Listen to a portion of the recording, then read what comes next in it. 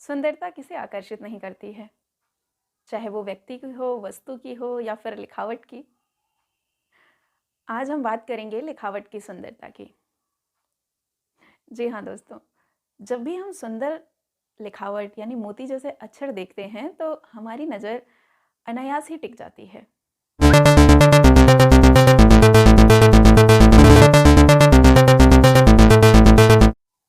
दोस्तों नमस्कार, मेरा नाम सारिका, आप सभी का स्वागत करती हूँ। उम्मीद है आप सभी स्वस्थ और खुश होंगे। तो चलिए शुरू करते हैं आज का वीडियो। और आज का हमारा टॉपिक है कि लिखावट को सुंदर कैसे बनाया जाए। चाहे आप एक टीचर हैं, एक पेरेंट हैं या फिर आप एक स्टूडेंट हैं, ये वीडियो आप सभी के लिए उतना ही उपयोगी है, स्पेशली टीचर्स के लिए, क्योंकि बच्चों की लिखावट को सुधारना एक टीचर के लिए बहुत बड़ा चैलेंज होता है। आज हम हिंदी भाषा की लिखावट को अच्छा बनाना सीखेंगे।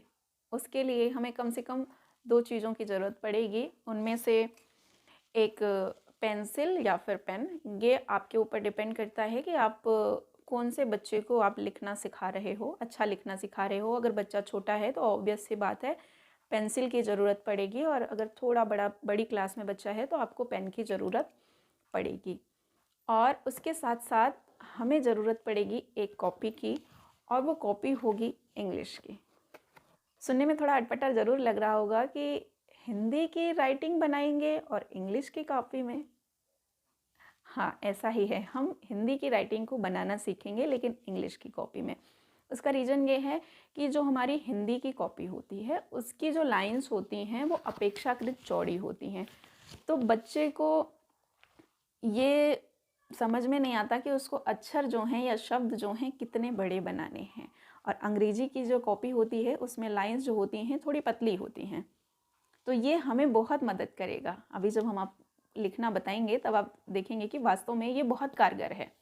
सिर्फ 3 पॉइंट आपको ध्यान में रखने हैं और आपकी लिखावट बहुत सुंदर बन जाएगी। अच्छा लिखने के लिए ज़रूरी है कि आप पेन या फिर पेंसिल को सही तरीके से पकड़ें।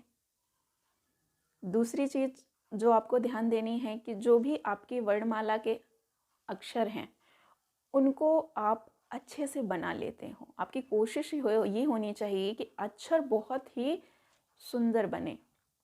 ज़्यादा प्रयास नहीं करना पड़ेगा, इसीलिए तो हमने इंग्लिश की कॉपी ली है और बहुत आसानी से ये चीज़ें सीख जाएंगे। और तीसरी जो बात है, जो लिखावट जो हमें आकर्षित करती है, वो ये है कि दूरी जो होती है, शब्द से शब्द के बीच की जो सामान्य दूरी होती है वो नियमित हो।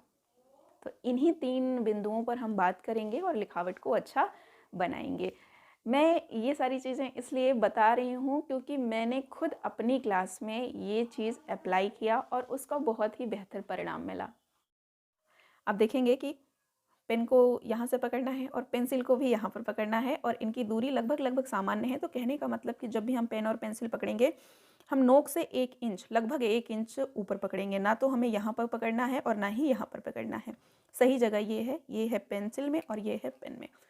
दूसरा पॉइंट ये है कि अक्षरों या वर्णों की जो बनावट है उनका आकार, उनके आकार पर हमें विशेष ध्यान देना है। ना तो बहुत बड़े होने चाहिए और ना ही बहुत छोटे होने चाहिए।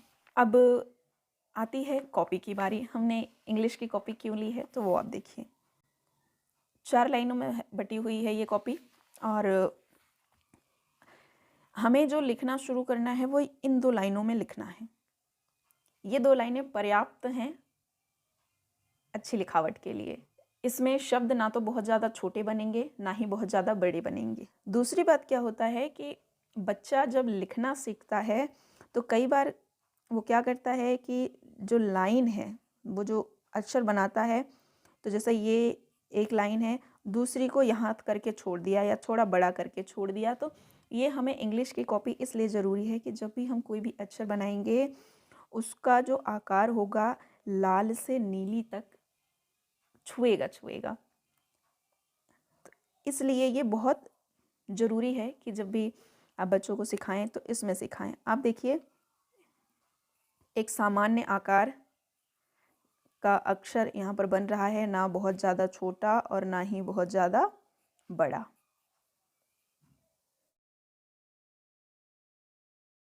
अब जब हमने अक्षर बनाना सीख लिया तो हमारा जो तीसरा पॉइंट है वो है कि जब हम सुलेख लिखें, इमला लिखें, तो शब्द से शब्द के बीच की दूरी को ध्यान रखना बहुत ज़रूरी है। ना तो हमें बहुत ज़्यादा दूर रखना है और ना ही बहुत ज़्यादा पास रखना है। एक सामान्य दूरी रखनी है जिसने से कि देखने में लिखावट अच्छी लगे।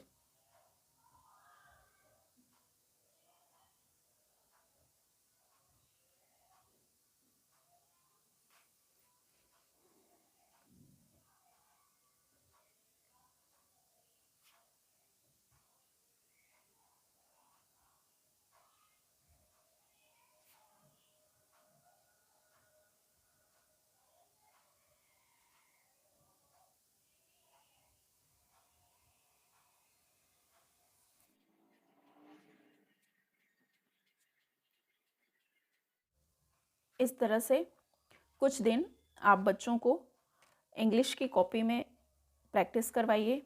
उसके बाद जब बच्चे लिखना सीख जाते हैं तो फिर आप उनको हिंदी की कॉपी में लिखवाइए और यकीनन आपको बहुत ही बेहतर परिणाम मिलेगा।